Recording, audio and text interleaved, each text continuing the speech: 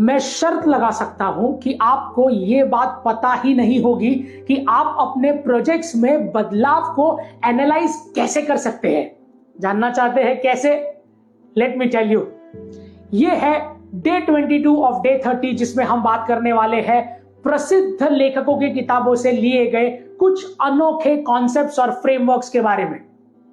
आज हम बात करेंगे द प्लानिंग ऑफ चेंज किताब से लिया गया एक एनालिसिस को हम समझेंगे, जिसका नाम है फोर्स फील्ड एनालिसिस, FFA। ये एक टूल है जिससे आप बदलाव को रोकने वाली और बदलाव को लाने वाली सभी ताकतों को समझ सकते हैं।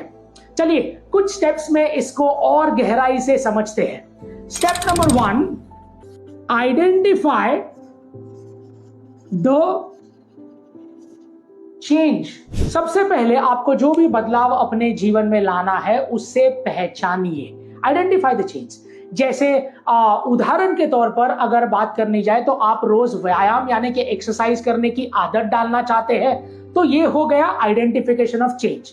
Then we talk about step 2, that is listing down the driving forces.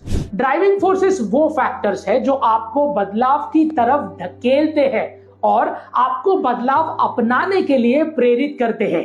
जैसे उदाहरण के तौर पर अगर कहना जाए तो एक्सरसाइज करने के लिए आपको प्रोत्साहित करेंगे, क्योंकि उससे आपको बेहतर महसूस होगा, गिफ्ट मिलेंगे और आपकी एनर्जी बढ़ेगी, आपका मूड बेटर रहेगा और आप नए नए लोगों से भी मिल पाएंगे। जानते हैं step 3। Step 3 is restraining force. Restraining force वो फैक्टर है जो आपको बदलाव की ओर जाने से रोकते हैं और आपके कदमों को पीछे खींचते हैं। This is called as tailwind as well. जैसे उदाहरण के तौर पर अगर कहा जाए तो एक्सरसाइज शुरू करने के लिए आप रास्ते में समय की कमी, प्रेरणा की कमी या फिर पुरानी बीमारी, ऐसे बहुत सारी चीजें हैं जो आपको रोकने वाली है। Then come step number 4, that is assign scores. एक फोर्स यानी कि हर एक फैक्टर को एक स्कोर असाइन करिए। जैसे जिस फैक्टर के काम का जो प्रभाव है उसको स्कोर दीजिए 1 और जिस फैक्टर का सबसे ज्यादा प्रभाव है उसको स्कोर दीजिए 5। जैसे ड्राइविंग फोर्सेस में अगर हम कहने जाए तो बेहतर सेहत सबसे बड़ा बेनिफिट है, इसलिए उसको मिलेंगे पूरे 5 अंक। और रिस्ट्रेनिंग फोर्स में प्रेरणा की कमी होना, इंस्पिरेशन की कमी होना, यानी कि एक्सरसाइज के लिए कोई मोटिवेशन नहीं होना, ये सबसे बड़ी परेशानी है, इसलिए उसके प्रभाव भी ज्यादा उतना ही गहरा होता है, तो उसे भी आप 5 नंबर देंगे।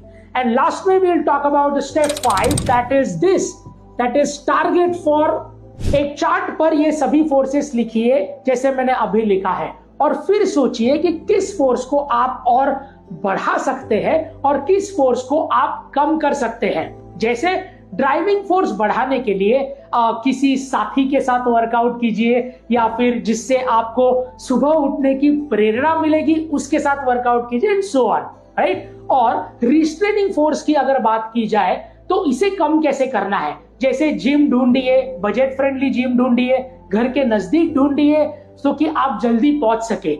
ये सारी चीजों से आप इस पूरे मॉडल को एग्जीक्यूट कर पाएंगे। तो इसी तरह से फोर्स को क्या ताकत है और क्या एनालाइज करना चाहिए कि आपको पीछे खींच रहा है और क्या है जो आपको लक्ष्य की तरफ लेके जा रहा है। This is called as force field analysis which was written by Lewin in 1951। ऐसे और भी इंटरेस्टिंग कॉन्सेप्ट्स के बारे में अगर आपको जानना है तो क्या करना है, बस किताबशाला को फॉलो करना है।